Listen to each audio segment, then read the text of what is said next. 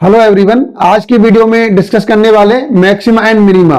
Maxima minima exam में बहुत पूछा जाता है और स्टूडेंट बड़े परेशान रहते हैं। सर, ये क्वेश्चन में बड़ी प्रॉब्लम आती है। तो चलिए आज इस प्रॉब्लम को बहुत ही इजी मेथड से डिस्कस करने वाले हैं। स्टार्ट करते हैं वीडियो।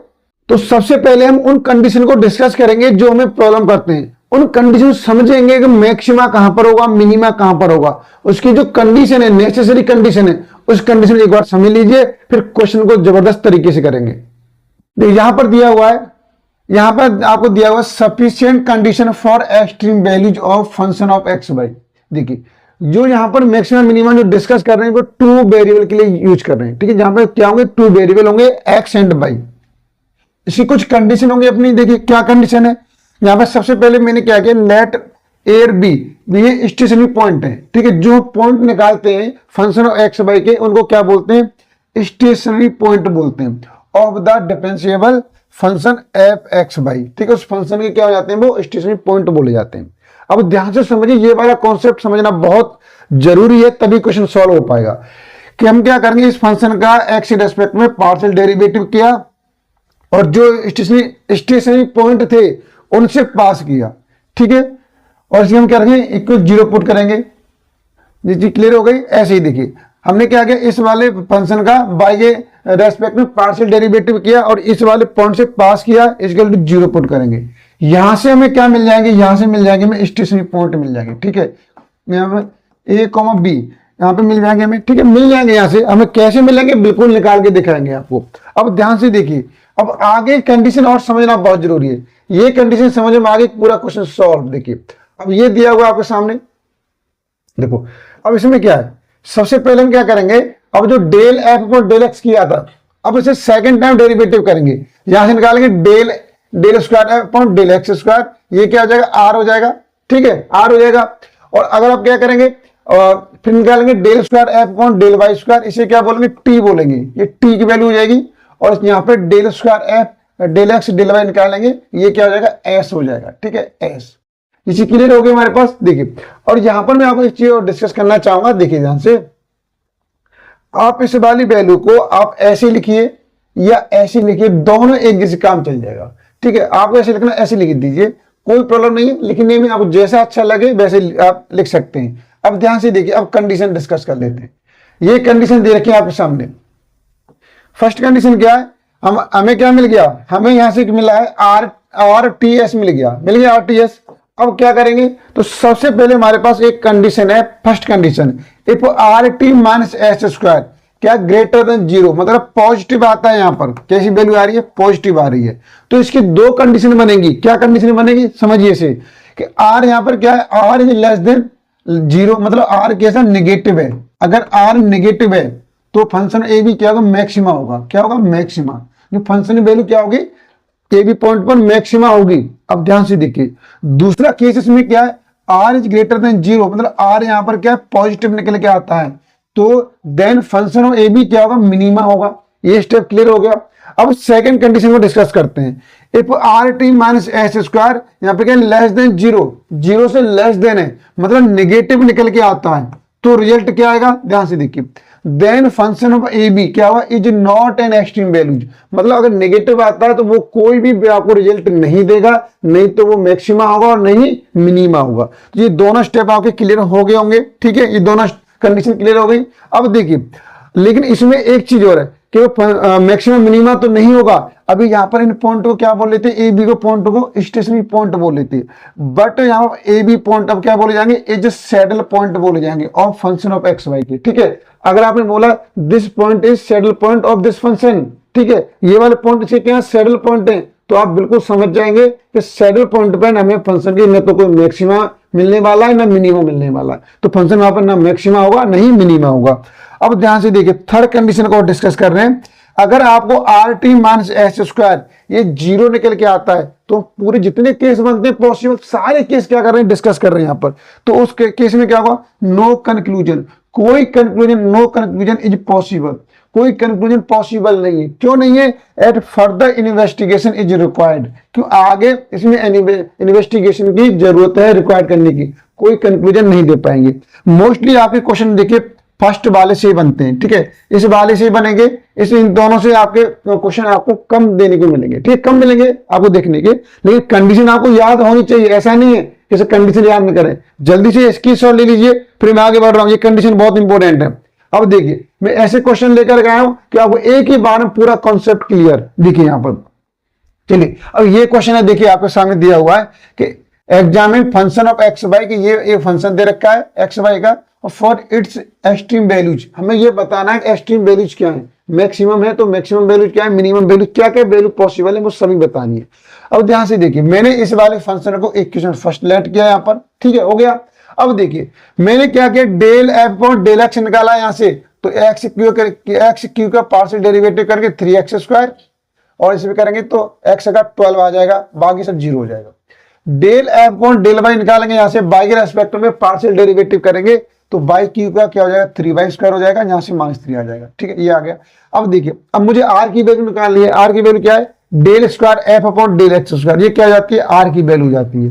कैसे निकलेगी कि जो आपने x रेस्पेक्ट में किया था फिर दोबारा से x रेस्पेक्ट में कीजिए, तो यहां से 6x आ जाएगा, ठीक है। इसको मैंने y के रेस्पेक्ट में फिर दोबारा पार्शियल डेरिवेटिव किया, यहां से 6y हो गया, ये t की वैल्यू हो जाएगी, ठीक है, t की वैल्यू हो जाएगी। अब देखिए अब s की वैल्यू कैसे निकालते हैं, यहां से del square f upon del x into del y. आप देखिए आप जो x रेस्पेक्ट में किया है इसे y के रेस्पेक्ट में कर दो तो रिजल्ट 0 आ रहा है, और जो y रेस्पेक्ट में किया उसे x रेस्पेक्ट में कर दो तो रिजल्ट 0 आ रहा है। कैसे भी कर लो, कहीं से निकालो, रिजल्ट इक्वल ही आएगा, ठीक है। ऐसा नहीं है x जो x में दे रखा है उसे y के रेस्पेक्ट में पार्शियल डेरिवेटिव कर दीजिए, ठीक है, s निकल के आ जाएगा। आपको लग रहा है नहीं हम जो y दे रखा है उसे x रेस्पेक्ट में करना चाहते हैं तो आप x रेस्पेक्ट में कर दो, रिजल्ट दोनों ही केस में जी आपका इक्वल ही आएगा, ठीक है। अब देखिए अब मैंने लिखा हुआ 4 स्टेशनरी पॉइंट, हमको क्या करना है, स्टेशनरी पॉइंट फाइंड आउट करने। उसके लिए क्या करेंगे, यहां पर del f on del x की वैल्यू 0 पुट करेंगे और del f on del y की वैल्यू 0 पुट करेंगे। तो मैंने देखिए ये यहाँ पे del f on del x की वैल्यू क्या थी, 3x² - 1, 0 पुट किया, यहां से 3 कॉमन लेके 0 भेज दिया, x² 4, x की वैल्यू क्या आ गई यहाँ पर +-2 आ गई, +-2। ऐसे यहां से देखिए del f on del y 3y² - 3, 3 common लेके 0 भेज दिया, y² 1 और y की वैल्यू क्या आ गई, +-1 आ गई। अब यहाँ पर पॉइंट आप स्टेशनरी पॉइंट क्या हो जाएंगे, यहाँ पर स्टेशनरी पॉइंट, ठीक है, स्टेशनरी पॉइंट क्या हो जाएंगे हमारे पास, देखिए 2 यहां से लिया 2,1 ये हो गया, अब -2 +1, अब 2 -1 -2 -1, मतलब इनसे जितने पॉसिबल पॉइंट थे वो हमने यहां से बना दिए। ये हमारे पास क्या होंगे, स्टेशनरी पॉइंट बनेंगे। अब हमें क्या करना है, जितने स्टेशनरी पॉइंट बनेंगे उन पर हमें क्या करना पड़ेगा, फंक्शन को डिफाइन करना पड़ेगा।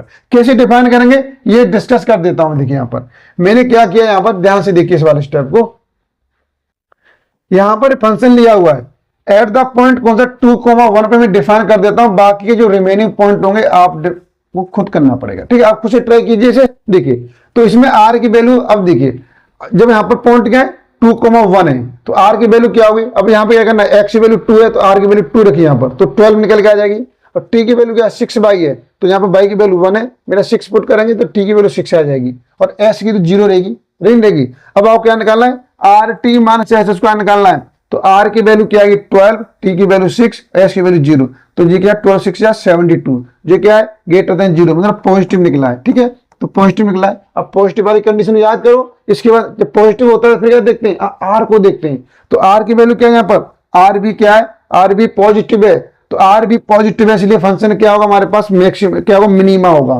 क्या होगा यहाँ पर, जब पॉजिटिव निकला मिनिमा होगा यहाँ पर,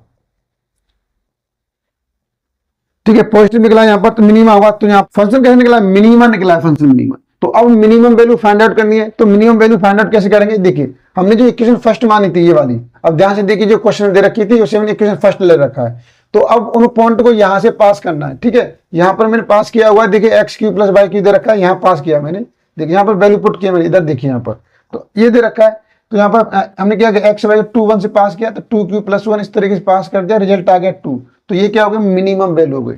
ये चीज आपके बिल्कुल क्लियर हो गया होगा।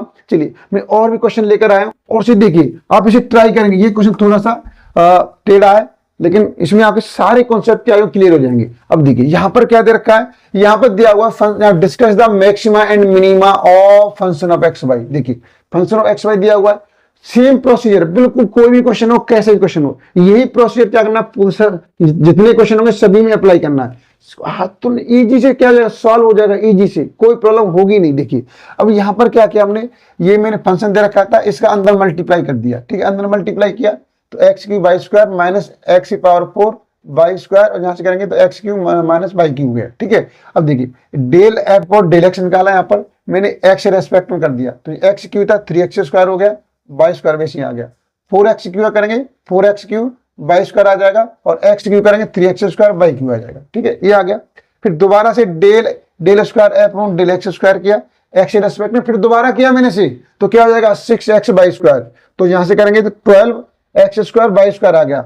फिर करेंगे यहां से तो 6x वाई क्यूब, ये क्या हो गया भाई, ये क्या हो गया, ये हो गया del square f upon del x square, किसके इक्वल होगा, आर के इक्वल होगा भाई, आर के इक्वल होगा, हो गया, ठीक है। अब ध्यान से देखिए, अब क्या किया हमने, बाई के रेस्पेक्ट में किया, बाई के रेस्पेक्ट में, बाई के रेस्पेक्ट करेंगे यहाँ पर देखिए भाई, तो 2 आगे आ जाएगा, एक्स भाई एक्स को इसमें छेड़ना नहीं है, जैसा है वैसे ही रहने दो, केवल बाई को छेड़ना है, तो यहाँ पर 2 बाई हो गया, और यहाँ से करेंगे 2 आगे आ जाएगा, एक्स की पावर 4 ये आ गया, बाई क्यों करेंगे 3 वाई स्क्वायर, ठीक है, ये आ गया।